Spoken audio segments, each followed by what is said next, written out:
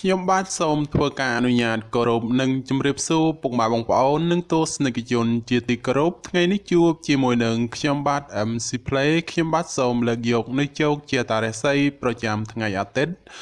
តើនៅក្នុងថ្ងៃនេះដួងរាសីរបស់ពុកម៉ែបងប្អូនប្រែប្រួលផ្លាស់ប្ដូរទៅជាយ៉ាងដូចម្ដេចនោះដើម្បីកុំឲ្យខាតពេលវេលាយូរនោះសូមអញ្ជើញរីករាយសន្តាប់ជាមួយនឹងខ្ញុំបាទដូចតទៅសម្រាប់អស់លោកអ្នកដែលកើតឆ្នាំជូតកណ្ដុរមាសឧបរាជចិញ្ចឹមនាំលាភនាំជ័យនាំសុភមង្គលប្រាថ្នាអ្វីបានសម្រេចហើយអនាគតក្លាយជាអ្នកមានទ្រព្យស្ដុកស្ដំម៉ោងនាំលាភសំណាងគឺម៉ោង5ព្រឹកដល់ម៉ោង6ល្ងាចពណ៌នាំលាភសំណាងគឺពណ៌ស្វាយនិងពណ៌ឈាមជ្រូកលេខនាំលាភសំណាងគឺលេខ24និងលេខ68សូមខមមិនលេខ999យកលេខសម្បត្តិទេវតាទ្រព្យមានបារមីស័ក្តិសិទ្ធិណាស់សេចេញភ្លាមទំនេរទាយឆត់បំផុតនិងមានសំណាងល្អនិងប្រទានសម្បត្តិមហាសេដ្ឋីមានលាភមានជ័យមានលុយចូលហូរហៀសម្រាប់ឆ្នាំជូតនៅថ្ងៃនេះលោកអ្នកមានអារម្មណ៍ភ្លឺថ្លាហើយជាពិសេសអាចមានដំណឹងល្អថែមទៀតក្រៅពីនេះបើមានការប្រកបការងារតែងតែត្រូវជាវាយនាយឬអ្នកគ្រប់គ្រងពេញចិត្តដែលផ្ដល់ផលប្រយោជន៍អ្វីមួយឲ្យសប្បាយចិត្តចំពោះអ្នកប្រកបមុខរបររកស៊ីជួញដូរមានការចម្រើនលូតលាស់និងបច្ចងរើសទីកន្លែងលក់ដូរឬផ្លាស់ប្ដូរកន្លែងលក់ដូរថ្មីអ្វីមួយតែងតែផ្ដល់ផលល្អរីឯបញ្ហាស្នេហាប្រុសស្រីមានការស្រស់ស្រាយនិងផ្អែមល្ហែមល្អចំពោះគ្នាប្រពៃណាស់សម្រាប់អស់លោកអ្នកដែលកើតឆ្នាំឆ្លូវកូននាំលាភនាំជ័យនាំសុភមង្គលប្រាថ្នាអ្វីបានសម្រេចហើយអនាគតក្លាយជាអ្នកមានទ្រព្យស្ដុកស្ដំម៉ោងនាំលាភសំណាងគឺម៉ោង5ព្រឹកដល់ម៉ោង7យប់ពណ៌នាំលេបសំណាងគឺពណ៌លឿងនិងពណ៌ក្រហម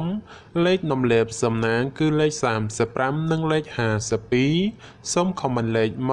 168យកលេបសម្បត្តិទេវតាទ្រព្យមានបារមីស័ក្តិសិទ្ធិណាស់សេចេញភ្លាមទំនេរទាយឆត់បំផុតនិងមានសំណាងល្អនិងប្រទានសម្បត្តិមហាសេដ្ឋីមានលេបមានជ័យមានលុយចូលហូរហៀចំពោះឆ្នាំឆ្លូវនៅថ្ងៃនេះបើលោកអ្នកមានការចាត់ចែងកិច្ចការងារចាស់ឬក៏កិច្ចការងារដែលនៅសេសសល់ពីមុនមកតែងតែផ្ដល់ផលល្អនៅពេលក្រោយវិញជានិច្ចចំពោះអ្នកប្រកបមុខរបររកស៊ីជួញដូរ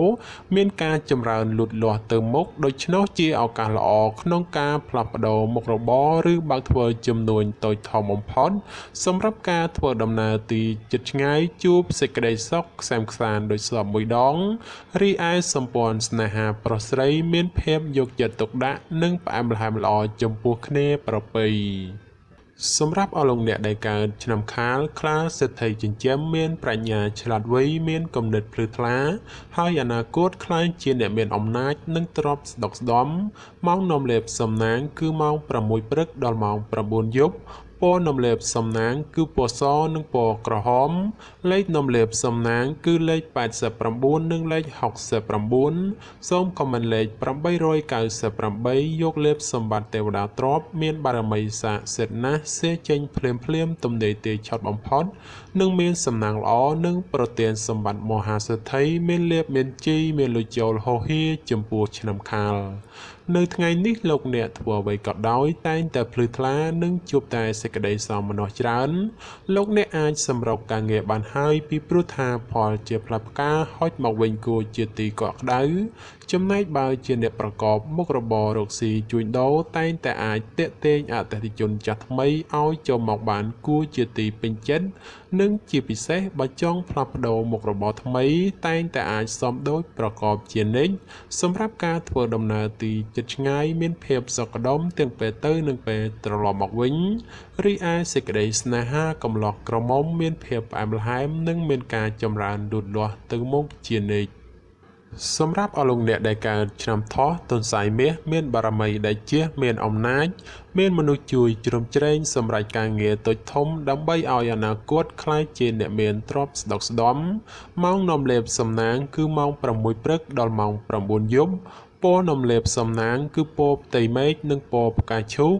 លេខនំលេបសំណាងគឺលេខ45និងលេខ66សូមខមមិនលេខ989យកសម្បត្តិមហាសេដ្ឋីមានបារមីស័ក្តិសិទ្ធិណាស់សេចេញភ្លាមទំនេរទាយឆាត់បំផុតនិងមានសំណាងល្អនិងប្រទានសម្បត្តិមហាសេដ្ឋីមានលៀបមានជីមានលុយចូលហូហៀចំពោះឆ្នាំថោះក្នុងថ្ងៃនេះទោះលោកអ្នកប្រកបកិច្ចការងារអ្វីក៏ដោយក៏អាចចាប់ផ្ដើមពេញដៃពេញជើងបានហើយចំពោះបញ្ហាការងារប្រកាសនិងសុខភាពមិនចោទជាបញ្ហាទេនិងបើមានការឈ្មោះតែងតែជួបសេចក្តីសម្រេចដោយកប់បំណងចំពោះអ្នកប្រកបមុខរបររកស៊ីជួញដូរវិញជួបការលំបាកក្នុងការរកផលចំណូលបន្តិចព្រោះតែមានការប្រជែងគ្នាច្រើនហើយជាពិសេសប្រយ័ត្នប្រយែងមានចំនួនវិវាទព្រោះតែការដណ្ដើមអតិថិជនគ្នាបញ្ហាសម្ព័ន្ធស្នេហាប្រុសស្រីមានភាពផុយស្រួយចំនួនវិវាទណាស់ហើយបើចេះអត់ឱនឲ្យគ្នាខ្លះទើបអាចគេចផុតពីរឿងរ៉ាវចម្រុងចម្រាស់ទៅរួចសម្រាប់អស់លោកអ្នកដែលកើតឆ្នាំរោងពោះអ្នកក្រៀតមន្ត្រីចិញ្ចឹមធ្វើអ្វីមួយតែងតែមានគំនិតជ្រះថ្លាប្រាថ្នាអ្វីបានសម្រេចធ្វើការតូចធំតែងតែមានអ្នកគ្រប់គ្រងទំនុកបំរុងសពគ្រប់បែបយ៉ាងសម្រាប់ម៉ោងនាំលេបសំណាងគឺម៉ោង7ព្រឹកដល់ម៉ោង9យប់ពណ៌នំលេបសំណាងគឺពណ៌សនិងពណ៌ខៀវលេខនំលេបសំណាងគឺលេខ52និងលេខ96សូមខមមិនលេខ777យកលេបសម្បត្តិអុកញ៉ាមានបារមីស័ក្តិសិទ្ធិណាស់សេចេញភ្លាមទំនេរទាយឆត់បំផុត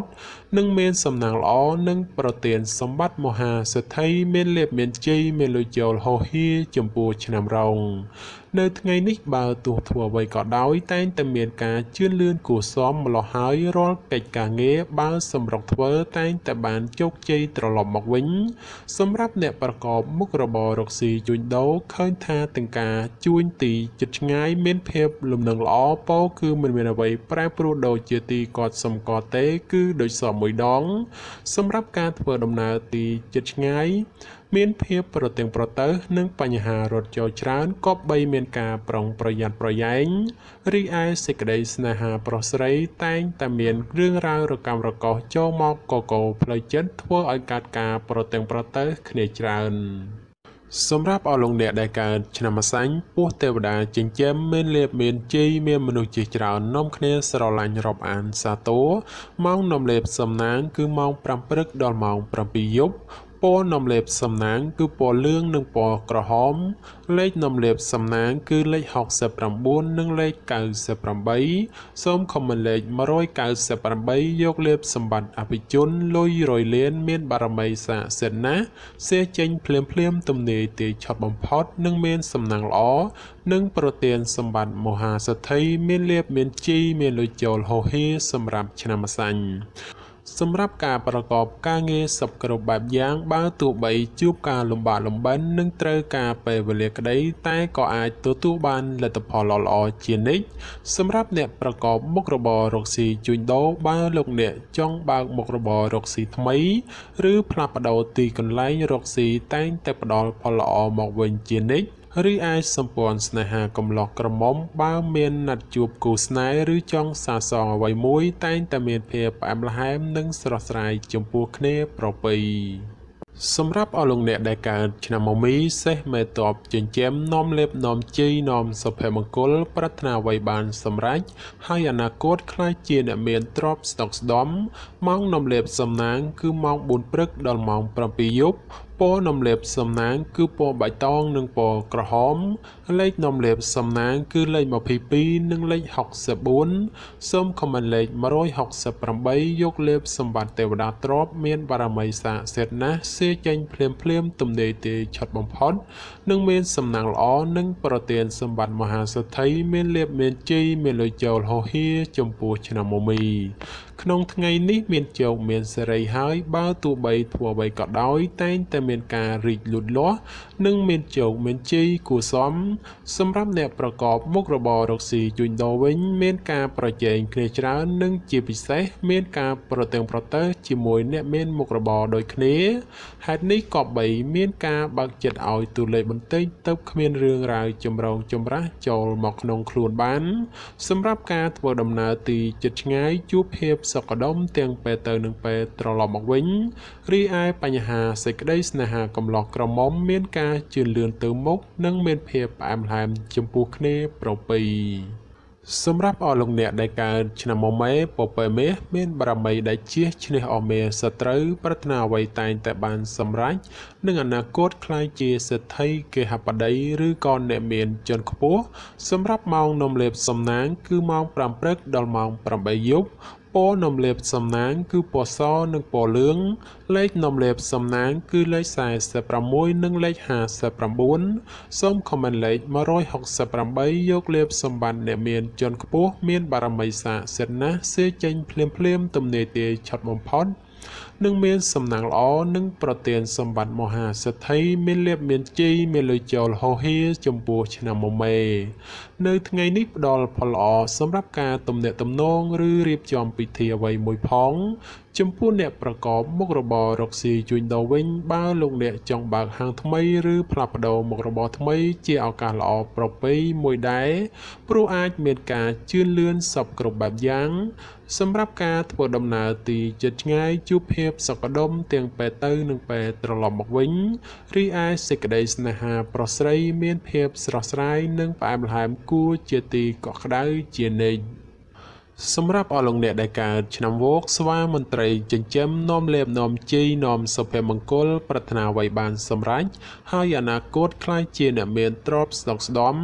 ម៉ោងនាំលេបសំណាងគឺម៉ោង5ព្រឹកដល់ម៉ោង8យប់ពណ៌នំលេបសំណាងគឺពណ៌ខ្មៅនិងពណ៌ស្វាយលេខនំលេបសំណាងគឺលេខ29និងលេខ69សូមខមមិនលេខ666យកលេបសម្បត្តិមហាសំពៅលួងមានបារមីស័ក្តិសិទ្ធិណាស់សេចេញភ្លាមទំនេរទាយឆត់បំផុតនិងមានសំណាងល្អនិងប្រទានសម្បត្តិមហាសេដ្ឋីមានលៀបមានជ័យមានលុយចូលហោហៀសម្រាប់ឆ្នាំវោកនៅថ្ងៃនេះបើលោកអ្នកធ្វើអ្វីកុំរងចាំយូរពេកពីព្រោះថាផលជាផ្លែផ្កាតែងតែហោចមកវិញជានិច្ចសម្រាប់អ្នកប្រកបមុខរបររកស៊ីជួញដូរវិញដោយសារដួងរាសីងើបឡើងខ្ពស់ដូចនេះទោះជួញទីជិតឆ្ងាយលោកអ្នកអាចរកផលកម្រៃហោចចូលមួយក្រនបំពេញបំពង់ផងដែរសម្រាប់ការធ្វើដំណើរទីជិតឆ្ងាយមានភាពសុខដុមទាំងពេលទៅនិងពេលត្រឡប់មកវិញរីឯបញ្ហាសម្ព័ន្ធស្នេហាកំឡោះក្រមុំមានភាពស្រស់ស្រាយនិងផ្អែមល្ហែមល្អចំពោះគ្នាប្រពៃណាស់សម្រាប់អស់លោកអ្នកដែលកើតឆ្នាំរកាមាន់មាសប្រាក់នាំលៀបនាំជ័យអុកញ៉ាចិញ្ចឹមមានសំណាងល្អឈ្នះអស់មាសសត្រូវប្រាថ្នាអ្វីបានសម្រេចហើយអនាគតក្លាយជាអ្នកមានជាន់ខ្ពស់សម្រាប់ម៉ោងនាំលៀបសំណាងគឺម៉ោង6ព្រឹកដល់ម៉ោង7យប់ពណ៌នាំលេបសំណាងគឺពណ៌ក្រហមនិងពណ៌សលេខនាំលេបសំណាងគឺលេខ11និងលេខ69សូមខមមិនលេខ868យកលេបសម្បត្តិអ្នកមានជាន់ខ្ពស់មានបារមីស័ក្តិសិទ្ធិណាស់សេចេញភ្លាមទំនេរទាយឆត់បំផុតនិងមានសំណាងល្អនិងប្រទានសម្បត្តិមហាសេដ្ឋីមានលៀបមានជ័យមានលុយចូលហោហៀចំពោះឆ្នាំរកា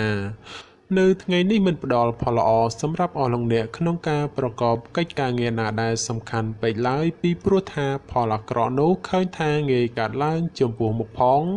សម្រាប់អ្នកប្រកបមុខរបររកស៊ីជួញដូរបើទោះបីលោកអ្នកជួញទីជិតឆ្ងាយមិនថាផ្លូវកោកផ្លូវទឹកក្តីទោះចំណូលមិនច្រើនតែក៏មានភាពសុខដុមល្អសម្រាប់ការធ្វើដំណើរទីជិតឆ្ងាយពេលទៅមានសុវត្ថិភាពគួរសមតែពេលត្រឡប់មកវិញក៏បីមានការប្រុងប្រយ័ត្នប្រយែងរីឯសេចក្តីស្នេហាកំឡោះក្រមុំជួនកាលត្រូវរើជួនកាលរកម្មចិត្តមិនសូវទៀងទាត់នោះឡើយសម្រាប់អស់លោកអ្នកដែលកើតឆ្នាំចសនៈនាំលេបអូប៉េរ៉ាចិញ្ចឹមមានសំណាងល្អឈ្នះអមេសត្រូវប្រាថ្នាអ្វីបានសម្រេចនឹងអនាគតក្លាយជាសេដ្ឋីគេហបតីឬក៏អ្នកមានជាន់ខ្ពស់សម្រាប់ម៉ោងនាំលេបសំណាងគឺម៉ោង5ព្រឹកដល់ម៉ោង7យប់ពណ៌នាំលេបសំណាងគឺពណ៌លឿងនិងពណ៌ក្រហមលេខនាំលេបសំណាងគឺលេខ58និងលេខ68សូមខមមិនលេខ888យកលេបសម្បត្តិអ្នកមានជាន់ខ្ពស់មានបារមីស័ក្តិសិទ្ធិណាស់សេចេញភ្លាមទំនេរទាយឆត់បំផុតនិងមានសំណាងល្អប្រទានសម្បត្តិមហាសេដ្ឋីមានលេបមានជ័យមានលុយចូលហោហៀសម្រាប់ឆ្នាំច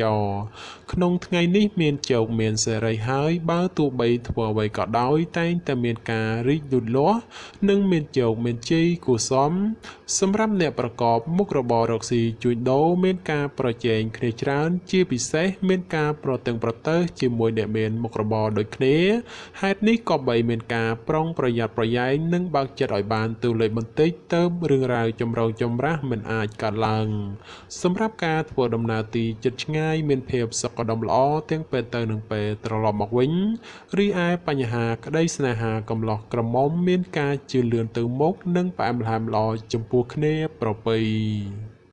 សម្រាប់អស់លោកអ្នកដែលកើតឆ្នាំកុរជ្រូកនាំលេបនាំជីនាំសុភមង្គលប្រាថ្នាអ្វីបានសម្រេចហើយអនាគតខ្លាយជាអ្នកមានទ្រព្យស្ដុកស្ដំម៉ោងនាំលេបសំណាងគឺម៉ោង4ព្រឹកដល់ម៉ោង7ល្ងាចពណ៌នំលេបសំណាងគឺពណ៌ផ្កាឈូកនិងពណ៌លឿងលេខនំលេបសំណាងគឺលេខ98និង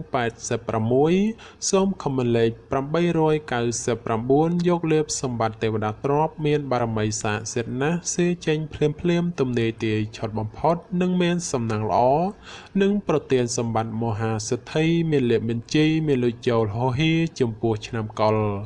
នៅថ្ងៃនេះការប្រកបការងារជឿនលឿនច្រើនផ្នែកក្នុងនេះមិនថាជារឿងការងារប្រកាសឬក៏រឿងផ្ទាល់ខ្លួននោះទេសម្រាប់អ្នកប្រកបមុខរបររកស៊ីជួញដូរវិញមានភាពរលូនល្អទៅមុខនិងបើមានការរកប្រាក់កម្រៃទៀតសោតក៏គ្រាន់បើជាងមុនផងដែរសម្រាប់ការធ្វើដំណើរទីជិតឆ្ងាយមានភាពសុខដុមទាំងពេលទៅនិងពេលត្រឡប់មកវិញរីឯសម្ព័ន្ធស្នេហាកំឡោះក្រមុំឬមេម៉ាយពោះម៉ាយក្តីជួបរឿងការយល់ខុសនិងមានភាពប្រចែកប្រច័ណ្ឌកំពុងចូលលោកលុយច្រើនដូចនេះត្រូវកាត់បន្ថយការបង្កជំលោះវិវាទចេញពីខ្លួនខ្លះទៅប្រសើរបាទចំពោះជោគជាតារាសីប្រចាំឆ្នាំទាំង12ខ្ញុំបាទក៏សូមបញ្ចប់ត្រឹមតែប៉ុណ្ណេះជាចុងក្រោយប្រសិនបើមានពាក្យលើសលួសខ្វះខាតត្រង់ប្រការណាមួយសូមពុកម៉ែបងប្អូនជួយអធ្យាស្រ័យដល់រូបខ្ញុំបាទផងហើយខ្ញុំបាទក៏សូមជូនពរដល់ពុកម៉ែបងប្អូនក្នុងការធ្វើដំណើរទីជិតឆ្ងាយសូមឲ្យប្រកបទៅដោយសុខសុវត្ថិភាពទាំងពេលទៅនិងពេលត្រឡប់មកវិញហើយខ្ញុំបាទក៏សូមអរគុណនិងសូមជម្រាបលា